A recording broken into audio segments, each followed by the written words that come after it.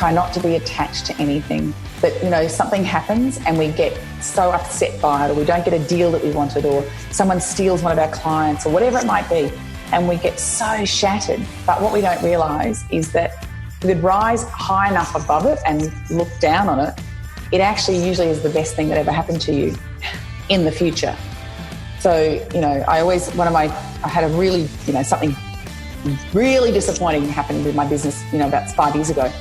And as I shut the door and started crying with this guttural, sadness of, God, what now? That feeling. This voice came into my head and it just said, life is perfect. You just can't see it yet.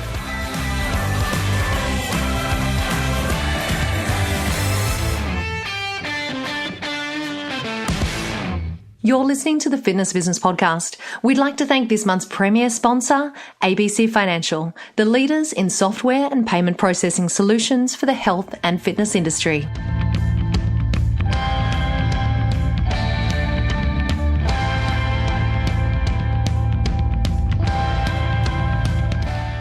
Welcome along to our Women in Fitness Month. And as it happens, we're starting off the month with a very different type of show. You see, usually I spend a pretty decent amount of time editing and adding in voiceovers, getting everything just perfect before we release the interview. But in the case of this week's guest, Terry Hawkins, our chat just somehow followed its own course. And so I decided to keep the finished recording totally unedited, so that you too can experience and hear our conversation exactly as it happened. During that chat, we talk about challenges and triumphs that come with career changes, the effect that technology has on the consumer experience, and Terry shares advice for women pursuing their career goals. Later in the show, I'm joined by one of our amazing listeners, Daniel Fallon, all the way from the UK. Dan comes on the show to share what he has learnt so far and what he's been able to apply in his own business. Before we get into this week's main interview, I want to say a big thank you to this week's podcast partner. ABC Financial leads the health and fitness industry in software and payment processing solutions. And if you want your business to thrive with the most advanced club management software, comprehensive payment processing, and customer service that is second to none, then choose ABC Financial. You can request a demo at www.abcfinancial.com. Terry Hawkins founded People in Progress Global in 1989 after a decade in senior management roles within the apparel industry. After leading the business for 21 years in Australia, she relocated to Los Angeles in 2010 to focus on scaling the People in Progress brand in North America. In 2017, Terry transitioned to the role of Chief Creative to focus on her love of researching and creating programming that is optimized for the multi-generational online and live learner. Terry is also an accomplished motivational speaker and best-selling author. Hey, Terry, welcome along to the show. Thank you, Chantel. So good to be here. It's very exciting to have another Aussie accent on the show. It's quite rare for me. Well, I've started rolling my R's now that I live in America. Yeah, right. I was going to say I should explain to everyone, whilst you have got an Aussie accent, we're actually speaking, you're in LA right now, am I right? Yes, Los Angeles. Yeah, you're in LA. I'm in Sydney, so it's an Aussie in LA. We love it. We'll talk a little bit more about that. So, look, we like to start each show by talking about any apps, systems or rituals that you use in your life to stay organised and to stay on top of things without getting overwhelmed. Can you share any of those with us? I love that question, and I think I don't have any specific apps. I'm from old school, and this is going to be part of the great about this conversation, I think, because I've had 3 decades of experience in business. But I'm very much about data dumping. And so when things get overwhelming, I actually put it down with a pen or a pencil, actually, on paper. I find that writing allows me to, it's almost therapeutic. Another ritual that I do is when it gets too much for me, I compartmentalize. And so I just put things into buckets, my finances, my business, my family, whatever it is. And the one that I have enough momentum or the most momentum on, I stick with that for a while, and then that helps me, build the others. But that's sort of what I do. And I think the other thing is if I'm feeling really revolting, I watch what I'm eating and what I'm putting, the fluids that I'm putting into my body, because usually when we're feeling overwhelmed, one of the biggest reasons is because of what we're fueling ourselves with. So I like your advice when it comes to compartmentalizing those different issues, because I think some of the reasons that we often feel overwhelmed is because we just feel as though there is too much going on in too many areas of our lives all at once. So that's a nice kind of mental way of, I think, dealing with it and breaking it down into a much simpler focus. So thank you for sharing. That's great advice. Totally. Now, just to give everyone a little bit of background, so you have gone through, you just mentioned 3 decades that you've been in your career. You've gone through a number of different changes during that time. Just to give everyone a little bit of background, first of all, you founded People in Progress in 1989, and that was already after a decade of senior management roles. And then you relocated from Sydney to LA in 2010 so that you could really focus in on scaling People in Progress brand in North America. So what I was hoping you could share with us, what sort of challenges did you face in that journey? I mean, when you changed industries and then when you changed countries. So I didn't really change industries. I changed within the industry. So I've always been in training and education, and then did speaking on the side. Well, speaking became a huge part of my life about 5 or 6 years ago, for about 10 years, I suppose. But I think that the biggest thing for me doing this journey over 3 decades is when you get attached, and I think you and I were having a conversation just recently about, someone said to me when I was being interviewed when I first got here, and they said, what was the best and worst thing about relocating to another country? And I said, my memory. And they said, what do you mean? And I said, well, I remember how hard it was to start a business, because when you're in it and you've got adrenaline, it's all exciting, and you've got that romantic notion of building something and growing something. And then when you start again, and I literally started again, because when I got to America, I got very sick. And so for 12 months, I was practically bedridden and literally lost everything, practically overnight, after a 21-year, continual climb. And so I had the memory of how hard it was, but I also had the memory of what I had to do. So I started a business. I knew how to do a business. I knew what was involved. And so it's 6 of one, half a dozen of the other. I knew the good side and I knew the ugly side.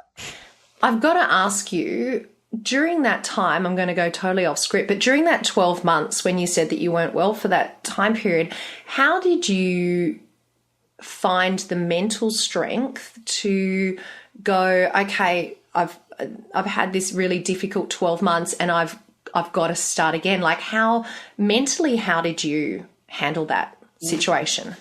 Do you know, that is such a great question, and it's so easy to give all the romantic answers, and to say, I just read all these books and I listened to podcasts and no offense, and because they are fantastic.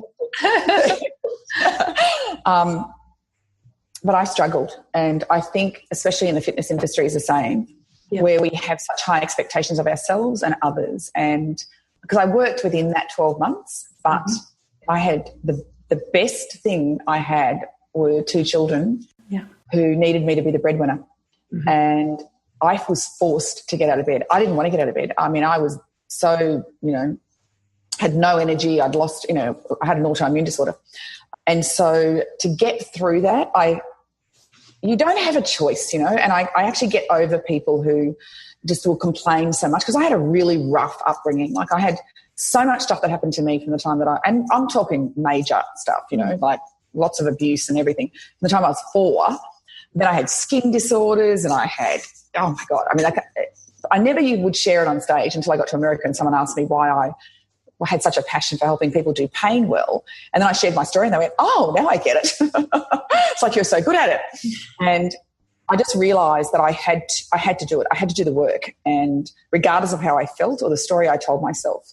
So I just did the work that I preach. I made myself be a flip chick, and I forced myself to run up the stairs when I wanted to crawl. I forced myself to get out of bed when my eyes were bleeding. I forced myself to get on another plane when I didn't want to. I forced myself to smile when I just wanted to cry. So, shame and loneliness and absolute no direction, I think, hits us all at certain times. So, if anyone's listening and they're going, wow, I was 50 walking through New York airport thinking my life is over, and I missed the best bit. God. You know, the sadness I felt in that 12 months nearly destroyed me. Wow. So, Terry, thank you so much for sharing that. And I think it's important, and I appreciate you talking about it, because I do think that every single one of us goes through those challenges, has a difficult time. And I think the fact that you have been so honest with what you went through, and to see where you are now, and to see what you've become and what you've made of your career, even though you had an amazing career before that as well. I think it just goes to show that, you know, we do face difficult times, and you do need to have that strength to push through, and perhaps that focus on what it is that you're working towards, or who it is that you're trying to help along the way. So thank you so much for your honesty in sharing that. I guess if there was any advice that you could give to people, and I'll move sort of away from that major challenge thing into more of a transformation, because a lot of people in the fitness industry come to the industry as their second or their third career move. It's not uncommon that someone will have a career in a different industry and then decide that they want to move into fitness. So for anyone that's in that particular position, is there any advice that you could give them in regards to getting started in their second career? Yeah, oh gosh, yeah. Because I'm sort of in that space right now, because I'm taking my business. I mean, I started doing online digital training in 2005, but I didn't take it to market. And I think this is a really interesting thing, is that we come up with these great ideas for our business. We work out what our logo is before we've even worked out how we're going to bring $5 through the door. That is so true. We get caught up in the excitement. Yes, and on all the branding and all this sort of stuff. And I go, get a customer first. You know, that's when you've got a business. Yeah. And so I knew I had to digitize my business, and I had been searching for someone to do it with me, because I knew that I was the highest intelligence in my business, and that's not a compliment. So I was always looking for someone who had more business intelligence. And I'm not a business head. You know, I'm a creative, and so luckily I met a 27-year-old going on to 28. You can say it when you're in your 20s. I always say to him, he's the next Steve Jobs, and I would love to be a witness to his journey. But he came along just helping me with the Terry Hawkins brand, actually, first of all, you know, my speaking side, and then started to look at the people in progress side, saw that we had this incredible sales, management, leadership training company, saw that the difference between us and everybody else was that we actually did a human shift. So we would, you know, do the personal growth element as well. And then, of course, that's when you would get the massive results that we would get, and saw us as digitizing it. So here I meet this millennial. Now I'm twice his age, and we together are recreating this whole business. Now, the longer you've been in a business, the longer you've done something, even if you've started a whole brand new business, you hang on to what you know. And it's that arrogance. And it's not an arrogance from being a jerk. It's an arrogance from, well, I know this is right because it's worked for me for all these years. And so we literally had to pull. So first thing I would say is pull what you've done so well apart. Pull all the bricks one by one out of the house, like do a complete reno. This is more of a mindset reno. And then decide which bricks go back. So which bricks do I take with me into my next career?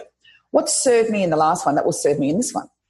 And if you are in a new career, then you better work your butt off to learn about it, to go to every program that you can, to become the expert in your particular area. And when I say expert, I'm a bit funny about experts, but I really believe that if you're starting behind the 8 ball, become a wizard. You know, put the effort in. And I'm not a wizard in online or digital learning, and neither is Ray, but he actually is. He knows enough to have the smarts in the digital side, in the marketing side, he brings it all together. So I actually stepped aside, and this is wisdom for you. You only sometimes get that as you get older, is I stepped aside from being the CEO and gave him that role. Mm-hmm. And made yourself creative chief. Well, he actually said to me, that's what you do best. And of course I'm part of the influence of growing the business and so forth, but it's a brand new business. And I have cried, I have throwing tantrums. I've tried to hold on to what I know. And if this is a new business for you, you have to put down what you knew to be true. You've got to put it down. You can't keep saying, I know best. We just have to, we can take with us a lot of stuff. Of course we can. But I think if it's a new career, surround yourself by people who are current. You've got to be relevant. I really like your analogy of the house and the bricks and everything, because it's so true that there are still going to be things that we've learned along the way that we can utilize in that transition, but we can't be so set in our ways that we're not willing to evolve and willing to learn from others. And I think the other thing that's really important is that your example of Ray within the business is actually going out and recognizing that if you're not strong in a particular area of business, then work with someone that is, or bring people into the business, or work with a mentor or a coach or other people that can help support you in those areas that maybe you're not as well experienced in. As a business owner, that's a very tough thing to do. Yeah. Because I think the longer you've been doing something, you become your own glass ceiling for a start, but you also put the blinders on and you don't hear it, and you will actually sabotage, which I tried to do quite a few times. I'm lucky enough that he is very unemotional. And so, I mean, he's emotional, we're all emotional, but he doesn't, he speaks facts, stats, numbers. It's not about how you feel about something. It's about what is going to get us a result. And what's the longevity of this business? How long is it going to last? That's a really interesting point, because we talk about different behavioral styles and profiling, and it sounds to me like you're kind of saying, he is obviously that numbers, I want to say, S and C on the DISC profile, and it sounds like you're more the I, creative, maybe D, leader role. Am I right in that? Yeah, absolutely. Well, I'm DI. Yeah. The interesting thing about Ray, and not to make this a ratio, but he actually has all four. And what he does, yes, his dominants are, we have a different profile that we use, but yes, he is the C and the D. Yes. Yep. The interesting thing, though, is that he has trained himself to not become emotionally attached to things. They just are. So I will deliver work and I will put my heart and soul into it, and I'm emotionally attached to it. To him, it's just it's a thing. It's a thing that's going to get us a result. So it'll be like you're in a marketing meeting and someone has done all this work on their marketing proposal, and they bring it in, and the rest of the team go, that sucks. It's not going to work because of A, B, and C. And we got it all wounded, and we forget the ultimate result. What's the ultimate result? Get a customer through the door and then keep them. And so just because something that we do isn't accepted by everybody else doesn't mean to say that we're bad or we've done a poor job. Yeah, I wanted to dive into that because I think that it's a good opportunity for everyone to reflect on what their own business makeup is and what their team makeup is, and about how those different behavioral styles and personality types contribute to the overall business, because quite often when you find that you're missing one of those elements, that's when it might be stopping you from moving forward. If you don't have the person that isn't emotionally engaged and can help with just sitting down and doing the stats. I'm the same as you, Terry. I'm very creative and emotional and put your heart into the business, but you need that person that can be quite analytic and be able to just deal in the stats and the data and the research. It's an important part of any particular business, even if you're a sole trader. And that's what I always say to people. If you're a sole trader, then you still need to work with people that can help you with that, whether it's hiring an accountant or, working with someone that can do your research. It's still an important element of moving forward and progressing in your business. I totally agree. And I think one of the downside, because I've studied the temperament theories from Hippocrates, was the originator, for like 27 years. Yeah. And so it's been a huge part of my career as an educator. The one thing I've seen, however, is that people have now, we're really losing our resilience. And so rather than say, what is the strength of this style, let's say, the temperament. So, of course, the Ds are, they're very quick decision makers. They call a spade a shovel. The downside is they can be a bit rough around the edges and be a bit harsh in their comments, be a bit too quick, which is great. if you don't want to, I remember someone saying to me once, Terry, you give great advice. It's just the razor blades in the comments that, kill people before they've heard you, And so every style brings something to the table. And I think what we do is we spend so much time accommodating the other styles rather than going, you know what? This is a meeting for us to grow our business and to make our business amazing. Let's leave the, not insecurities, what's the word I'm looking for? The sensitivities outside the door for now. I'm not saying not be respectful to people, but I think there comes a time when sometimes you just got to put down the insecurities and the sensitivities and just go, the business is our number one baby. The business is what we have to look after here. And I get so over having to dance around people to the point where it affects the business. And I think, what am I doing? Am I running a business, or am I running, don't hurt my feelings session? Yeah. So I think there's a time and a place for it. But I do think we've taken it a little bit too far, the personal styles. I think you just really be so careful about why you get up in the morning, Good advice. We offended everybody on the...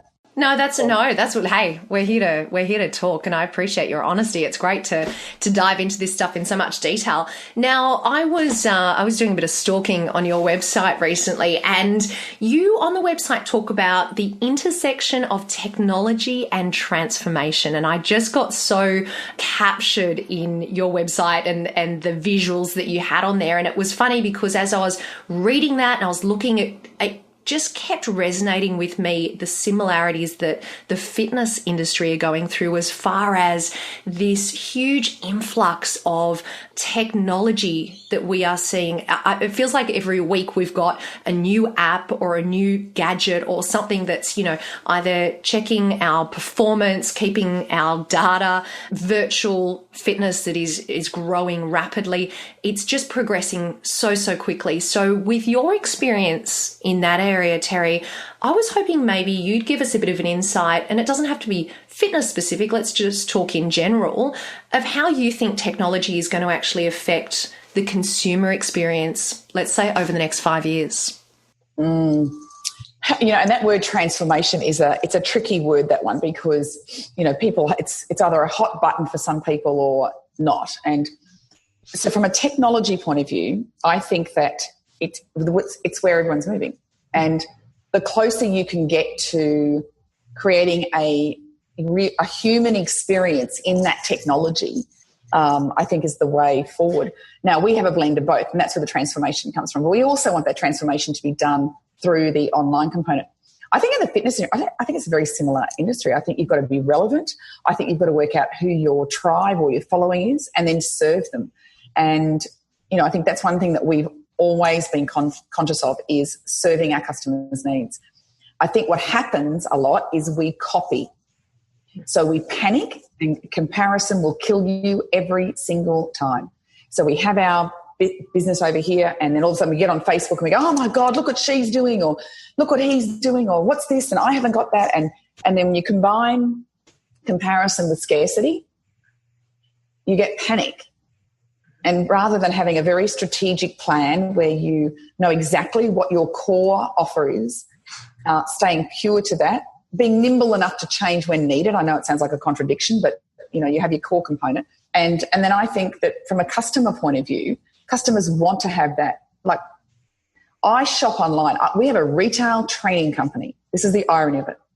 And I do most of my shopping online because the customer experience for me is horrendous. And so I think, why would I bother, unless it's one of our clients, why would I bother going shopping? Right. When I put all that effort and energy in, why would I bother having a personal fitness trainer come to my home when you're late, when you haven't brushed your teeth, when you talk too much and haven't worked out my personality style, and so now you're annoying me by you being friendly, when I can just plug in an app and there's my little fitness trainer. So, I think it's a blend of both. And I think when you become really relevant to your consumer or your customer, whoever that is, and hit it at all angles, I think then you're serving up everything on a platter for them. So thinking about what you've just said, would you say that in order for fitness professionals and studio owners and studios to remain relevant to the customer, we need to go back to basics and ensure that we are providing A-class customer service so that people don't feel like they need to, or don't feel like those, at home read off an app is the way to go. If we want to continue to provide like a one-on-one service or a group fitness class or something like that, does it come back to basics? Is it back to understanding customer service? I think that's what your model is. I think what we try to do is be a little bit of everything to everybody, and you have to become a purist. You don't have to, but we had to become a purist in our business to just refine our model, because we were trying to be everything to everybody. And then what was happening was my content that was, creating amazing results for businesses, they were basically coming and doing a session at some of them and then going off and doing it themselves. And it was like, well, how can we protect our IP, not just from our point of view, but also from our really core loyal clients? How can we look after them? And that's when we went, why don't we just look after them? Why don't we just stop the general public from coming to our programs and select the clients that we want to work with and then serve the hell out of it? And that's what we've done, and it's actually working unbelievably successfully. So I would, if I was in the fitness industry, I'd go, right, what's my core business? Now, it might be one-on-one. Personally, I believe that human beings affect human beings. That an app, there's nothing like being in a room with a human's, energy and the community that has, and having other people in the room. And there's so many pluses for live experiences. But then you could actually then be, complement that by having something where they take you home. Mm-hmm. And so the days that if they don't make it to the gym or whatever it is, then I might have 2 days with you. And then you might have a meal plan that you help me with. And you might have a little get me out of bed Kickstarter in the morning. Whatever it is, but it all comes back to that core component of what's my goal. My goal is to help everybody that stands in front of me to be the best version of themselves they can be. Can I ask you a question? This is about your own business, Terry, because you just said that you changed the model from them sort of coming in, doing a training session and then going away and doing their own thing, which is something we face in the fitness industry all the time, especially personal trainers, because our clients quite often will come in, do a couple of sessions, feel comfortable, and then kind of go, yeah, cool, I know what I'm doing now, I'll go and do it myself. So can you just give us a little bit more insight into what your customer experience is now and how it is that you package up and serve that whole experience for a customer now to keep them engaged and to keep them involved in your business? Because I think we could probably draw some relevance for our own businesses from what you've done. Yeah, that's very, very good. And by the way, you are an amazing listener. That's what I do. Not many interviewers know how to interview properly. You're amazing. Well, thank you, Terry. So the first thing that we did was we decided what we wanted to do. So the first one is just to make a decision about what your business is, full stop, period. Secondly, we decided we were going to be mainly online, and then we were going to have a live component. But we were no longer going to train the masses in a live space. Right. That was just going to be left for the managers. So we did that. And then we made it a 12-month contract. Right. That was our first step. Yeah. And then we went, does that really serve them? Because we did 12-month contracts all the time with live training. And then we thought, well, no, it's not going to serve them, because it's only going to serve them if they do 2 or 3 years. Then they're going to get the momentum. They're going to get the depth. And then we would have also had the chance to layer in another program that will actually help that come through, and then another program. And so we are running like that crazy to keep in front of the demand. Mm-hmm. Now, the interesting thing was that we actually stopped the business. So I sold my home. I took all the equity out of my home. This is after losing everything 7 years ago. Built up enough equity again, bought a home, and then in February this year, I went, you know what? I'm backing myself. So I sold the home. We poured it all back into the business, and we turned the tap off. And so I stopped all live trainings, and we just hunkered down and wrote. I mean, it took us hours and hours. We did something like 400 videos in the first program, and not all of them made the cutting floor. Oh, sorry, a lot of them made the cutting floor. Yeah, we had videos, we had animations, we've got 3D animations, we've got, so we've poured our energy and finances back into this business because we're clear. We're so clear, and that's the best part. So we make them pay, not make them, but we say we'd like to have a commitment with you for a 1 to 3 year contract. Yeah. And in that, we will serve you, as much as we can. So that's what I would do. Yep. And give them something extra. Give them something else. Give them a reason. Why do they want to come back to you? What is it about you? Or are you just like everybody else out there? And that's okay if you are, but you can't, if you're a common person, if you're common like everybody else, you do the same personal fitness training, you do the same apps, you do the same little, card with a rubber band wrapped around someone's front door, whatever it is. If you do that's the same, don't expect exceptional results. You're now in the swimming pool with hundreds of thousands of other people. Why would they be loyal? I really appreciate that vision of that 1 to 3 year, because I think that what we need to do is have the confidence to back ourselves that we value the service that we're providing enough that someone's willing to make that type of commitment. And as trainers and as fitness professionals, at the end of the day, we are all helping people live longer, happier, healthier lives. So we should have that confidence in our business. But as you say, creating the entire experience, the entire package, and not just selling session to session or week to week or membership or PT sessions, but actually creating a journey for our customer is what it sounds like to me, and making sure that we are slightly different from, or we have a point of difference from everyone else in the market. Yeah. So I appreciate you going into that. I know we've kind of gone off track a little bit, but I just think that there are so many parallels with what you've done, and I think a lot of our listeners will find it really interesting. So thank you. Now, just one extra thought there with the fitness industry, because one of the things that I love about where we are right now is that so Ray has his, amazing expertise in finances, and I've handed all that over. Like everybody has to answer for every cent we spend now. So, and we're treating ourselves as a startup, which I love. I absolutely love it, the mindset. We've got our amazing IT guru, who is the back end and who develops all the. So I think in the fitness industry, and it's the same with my industry, is that we're sort of lone rangers, unless you've got big centres and so forth. But even if you've got, Anytime Fitness or whatever, or 24-hour fitness, or, Fitness First, or I'm trying to include them all. Yeah. You're doing well. Thanks. But if you've got a multitude, each person within each of their centres is still an individual. And so I think hang out with people who don't have your skill set. Yeah. So if I was in the industry, I'd do a job lot, where you had someone who was in, the meal plan side of it, someone who was in the personal growth side of it. I don't know. It was just an idea. Yep. No, I think it's totally relevant. Okay, 2 more quick questions for you. You've been absolutely amazing. So first of all, we are smack bang at the beginning of our Women in Fitness Month. It's a month where we celebrate all the amazing women that have achieved leadership roles, that have done amazing things within our industry and outside of our industry, which is why we've got you on the show, Terry.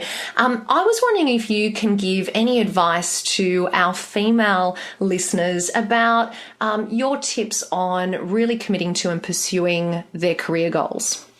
Okay. The first thing I would do is give up the guilt. So especially if they're a mother. So I have been a single mother for, 10 or 11 years now. And I made that choice that, to have both. I think as far as following their career goals, I just think, people say you can't have it all. And I go, yes, you can. You can have it all. You just can't have it all at the same time. And so, if I was home with my kids, I would be home with my kids. And but even having said that, if I had work to get done, I would work till, early hours of the morning. And have they, get sacrificed? Yes. We all have. So I think don't be so hard on yourself. And the biggest thing I would say, and I don't know if it happens in your industry, but, in my industry, there's a little bit of, that typical female, let's pull you down, and I just think it's such a waste. I always go, if you're going to gossip about someone in your business or in your industry, go out, take them out for dinner, sit them down and actually see if your gossip's right. And if it's right, then continue to gossip. But if it's not, then shut your mouth. Because I think we're all trying to do the best that we can. And I think that, we can be our own worst enemies. But I think there's so much support another woman can give another woman. So, and I just think just go for it. Surround yourself by loving people and don't beat yourself up. And if you have to get into bed at night and rock yourself to sleep crying, it's okay.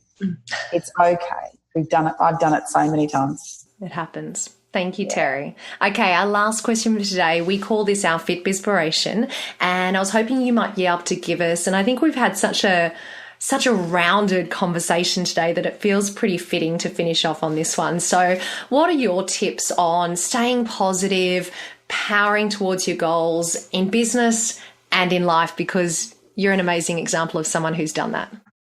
We'll be back with Terry in just a moment. But first, here's a quick message from one of our podcast partners. Tribe, if you haven't explored a functional training space for your gym, then now is the time. With Queenex Functional Training by Precor, there is a unit to fit every space. Plus, education is included to ensure that training is delivered with confidence. You need to jump online and check this out right now. Go to precor.com/fitness business podcast.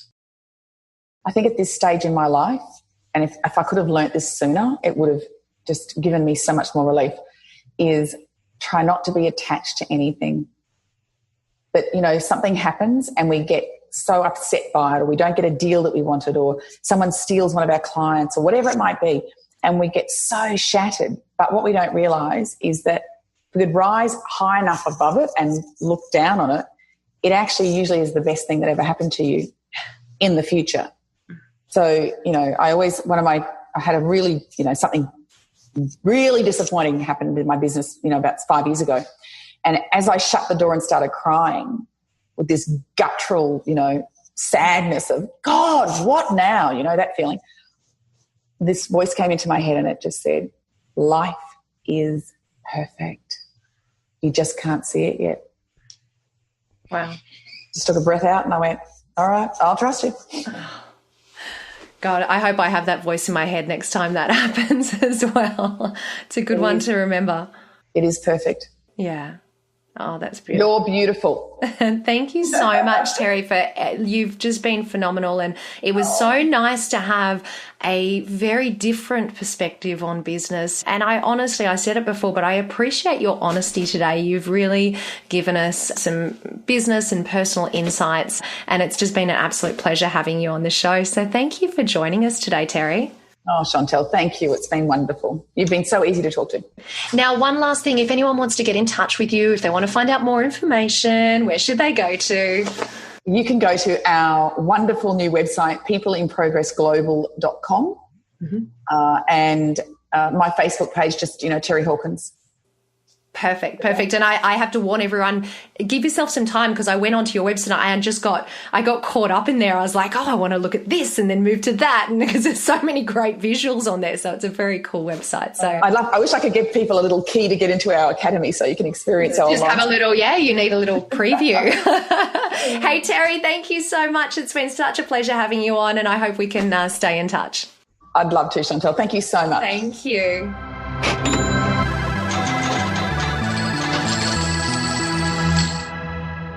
Get ready for this week's bonus segment, your extra injection of information, education, and inspiration to strengthen your fitness business. I'm very excited to be introducing today's special listener guest. It is Dan Fallon, the owner of Lifelong Workshops. Hey, Dan, welcome along to the show. Oh, thanks for having me.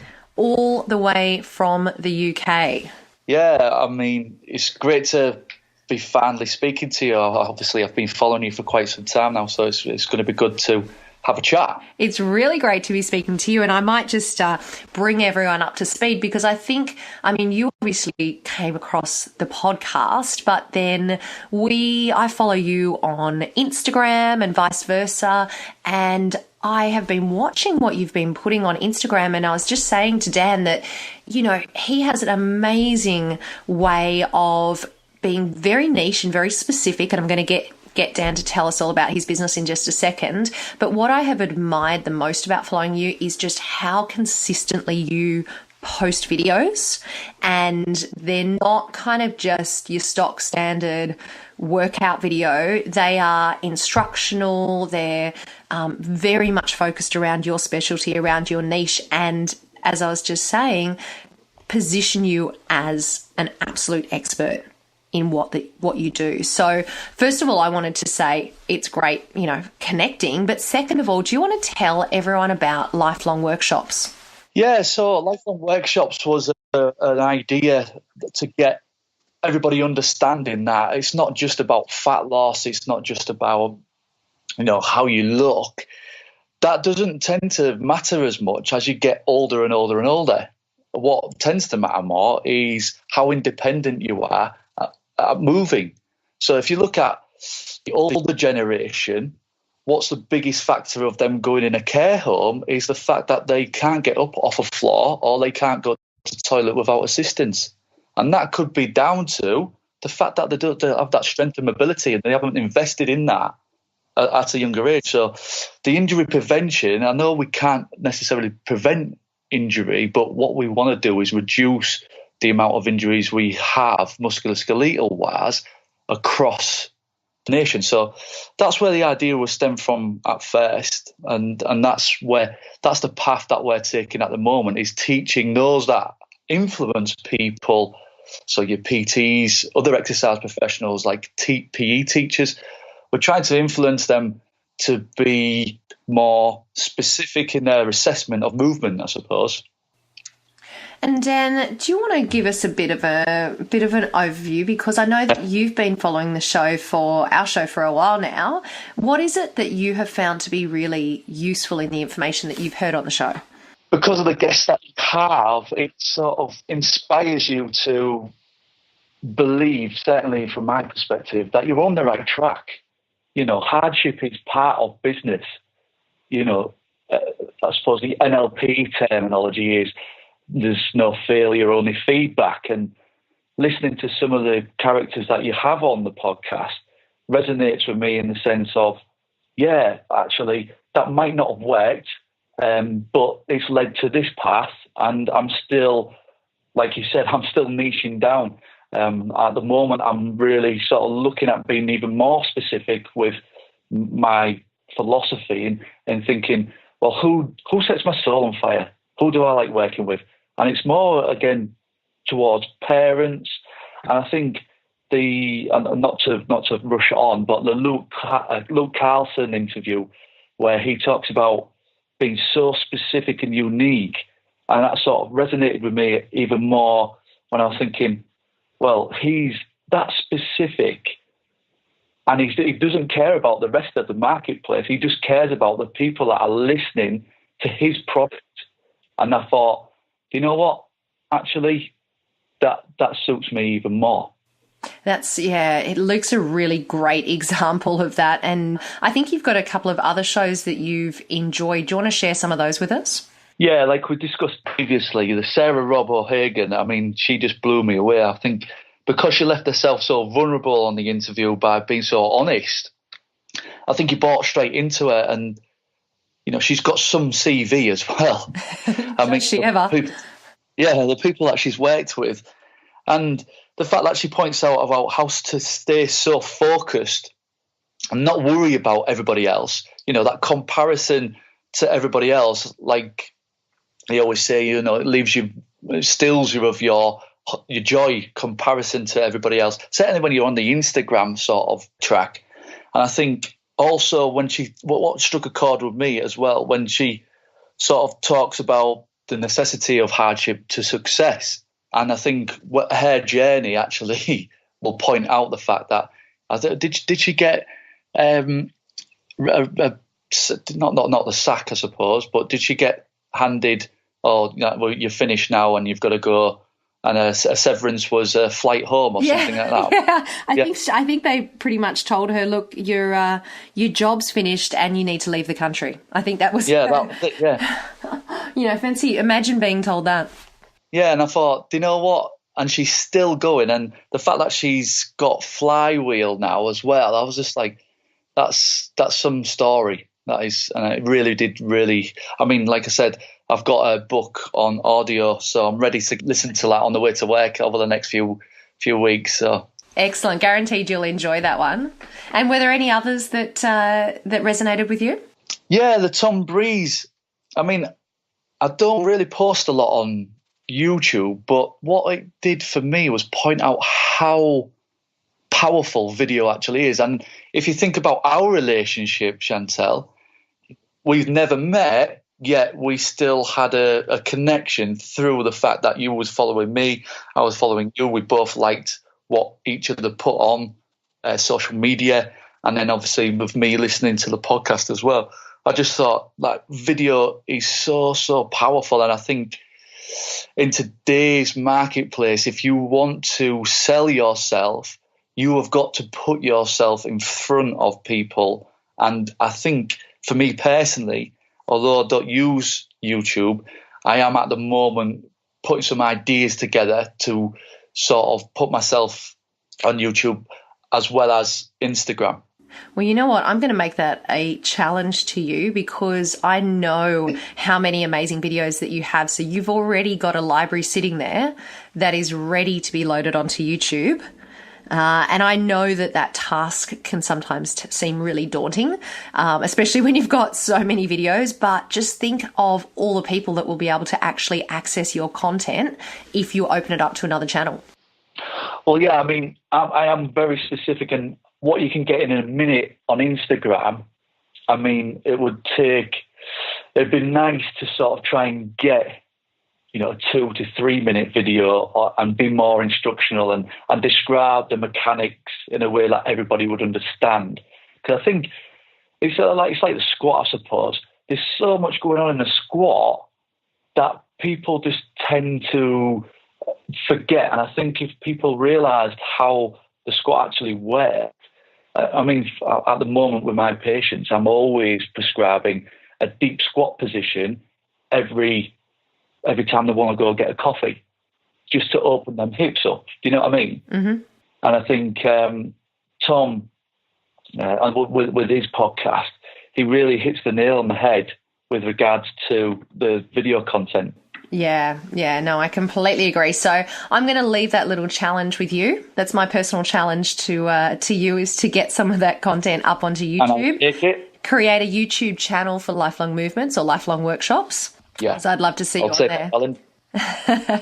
Okay, one last question for you today, Dan, and that is, if you had your choice of anyone at all that we interviewed on the show, who would it be and why? Well, I think from a show perspective, and I think something that your listeners would love to listen to, is there's a guy called Tom Beaver of Beaver Fit. Now, I came across him many years ago, and I worked quite close with him for some time. And his journey is, I can't even describe his journey, to be fair. It was when all the functional rigs were coming on the scene. And he hit the market just at the right time within the British military. And before you knew it, the British military had all these rigs in every base you can think of, whether it would be the RAF or the Army or the Royal Navy, they even were the ships. And then all of a sudden they developed this other idea of a fob locker, which is, FOB stands for, in military terminology, is a forward operating base.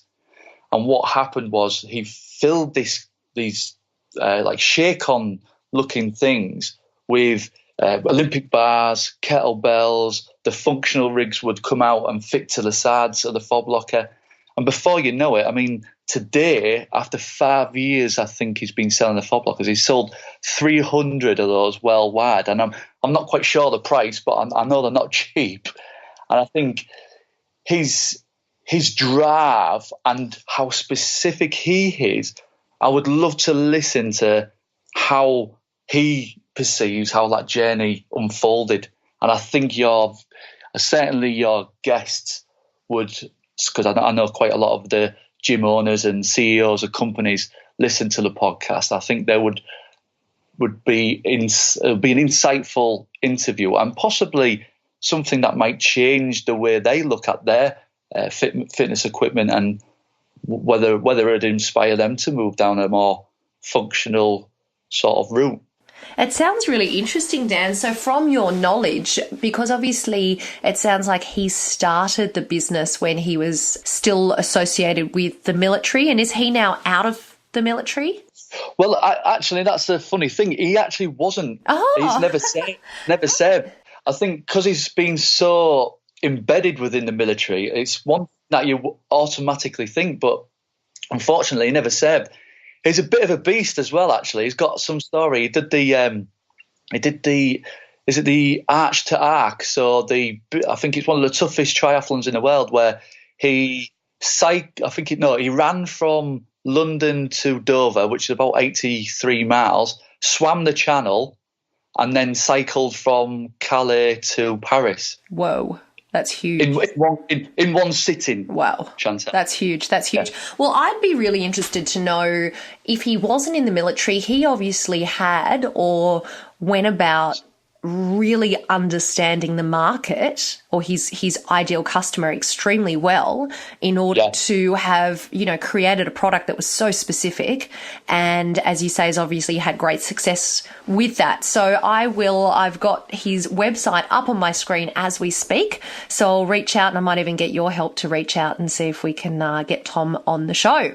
Thank you so much for that suggestion, Dan. Well, look, it has been such a pleasure putting a voice to the photos that I see and the videos, and congratulations on all that you're doing with your business. And I really encourage our listeners, if you want to check out a fitness business owner, as I said, that has really been able to niche down and be very specific about who it is that you work with and what it is that you do and specialize in, then jump over and make sure that you check out Dan's Instagram page. I will put the link in today's show notes. Your name on that Instagram is Lifelong Movements, isn't it, Dan? Yeah, lifelong_movements. Movements. Excellent. Well, thank you so much for coming along and joining us today on the show. No, it's an absolute pleasure, Chantal, and all the best for the future. I'm looking forward to listening to further podcasts, my friend. Precore Quickfire 5. It's my pleasure to be introducing today's guest. I'm speaking to Lindsay Rainwater, who's an experienced advisor and consultant to the fitness and wellness industry and the founder of the newly formed WIFA, which is the Women in Fitness Association. Lindsay, welcome along to the show. Thank you so much. I appreciate it. It is such a pleasure to finally be able to chat to you. We were just saying, we've kind of known each other through social media and online over the last couple of months, and finally we get the chance to chat, and I'm just thrilled that you accepted to come on the show and be a guest for us during our Women in Fitness Month. It feels very appropriate. Such an honor. Thank you for having me. Now, as I mentioned, we start every single show with our Precore Quickfire 5, so are you ready for your questions? Let's do this. Okay. Tell me, why do you do what you do? I love helping people enjoy change. And what's the best piece of advice that you've ever received? That it's okay to pause, that you don't have to just say the first thing you think of. It's okay to press pause. And tell us, what's a personal habit that helps you become better at what you do? I have a daily gratitude and appreciation habit that has really been meaningful to me over the years. Oh, I can't wait to hear that. I think we might talk about that in next week's show. And what's one book, podcast, or blog that you would recommend, and why? One is so hard, but the biggest one that's shaped me in the last probably 5 years is called The Big Leap by Gay Hendricks, and it's a fabulous book for all things life, business, and relationship. And tell us, what are you going to be sharing with us all in next week's show? Oh, gosh, loads of things, but mostly about what it is that makes transformational change really exciting within organizations, and then also what is the Women in Fitness Association and how can it support our industry at large? Well, Lindsay, I cannot wait to get you back for next week's show. And also, I'm going to have to hear all about that daily ritual, your gratitude ritual. I think we'll be starting off with that next week. So thank you so much for joining us for the Precore Quickfire 5. You're welcome. Thank you. Thank you to all of you for including the Fitness Business Podcast as part of your weekly professional development. I'd love you to share the show with your team, and don't forget all the resources, links and transcripts for today's show can also be found at fitnessbusinesspodcast.com. Thanks to our partners for their support and to our foundation partner, Active Management. Go to fitnessbusinesspodcast.com/active for a free business development ebook. That's all for this week's show. I will see you next week for our next edition of the Women in Fitness Month. And remember, what you leave behind is not what's engraved in stone monuments, but what is woven into the lives of others.